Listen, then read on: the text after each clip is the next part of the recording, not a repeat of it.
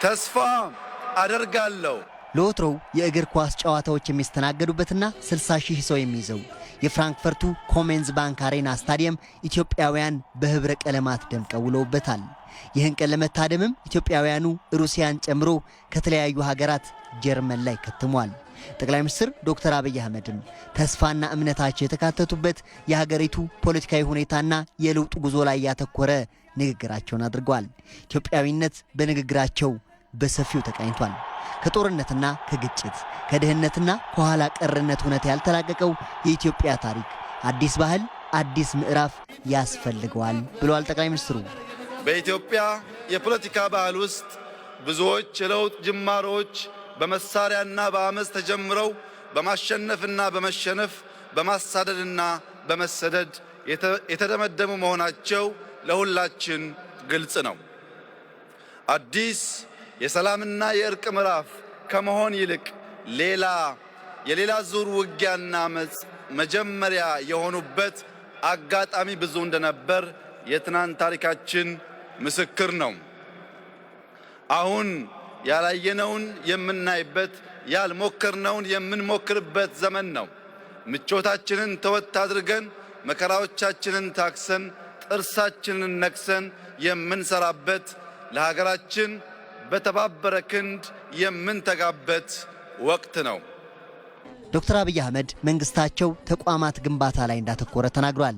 እነዚህ ነገሮች ታዲያ ትዕግስትና ጥንቃቄን ይፈልጋሉም ብለዋል። ፍትህና ዲሞክራሲ ስለተፈለጉ ብቻ አይገኙም። በሰላማዊ ሰልፍና በማህበራዊ ሚዲያ ዘመቻ ጠዋት ተዘርተው ማታ የሚያፈሩ ዛፎችም አይደሉም። እነርሱን የሚያበቅሉ አብቅለውም ማሳደግ የሚችሉ ተቋማትን ይፈልጋሉ። እነዚህ ተቋማት ባልተገነቡበት ተገንብተውም ባልዳበሩበት ሁኔታ የምንመኘውን ፍትህና ዲሞክራሲን ሳይሆን የጠላነውንና የሸሸነውን ስርዓት አልበኝነትና አፋኝነት አጭደን ምርቱን ማቀፋችን አይቀርም። ጠቅላይ ሚኒስትር ዶክተር አብይ አህመድ 10 ዓመታትን ወደፊት ተሻግረዋል።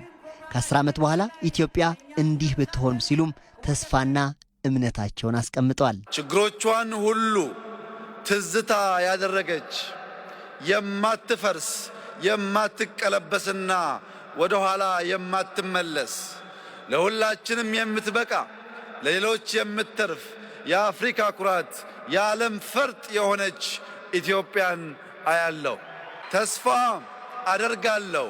ይሄ ሁሉ ውጣ ውረድ አልፎ በአዲስ አበባ ጎዳናዎች በእግራችን እየተራመድን የዛሬዋን ቀን በደስታ አስታውሰን እንኳንም ለዚህ ታላቅ አገር ደከምን ብለን ደስ የሚለን ቀን ይመጣል። ተስፋ አደርጋለሁ ሁላችንም ወደ ልቡናችን ተመልሰን የትናንቱን በእርቅና በይቅርታ ዘግተን የነገውን በተስፋና በፍቅር ሰንቀን የምንኮራበትን ልዩ ሀገር እንገነባለን። ተስፋ አደርጋለሁ ደግሞም አምናለሁ።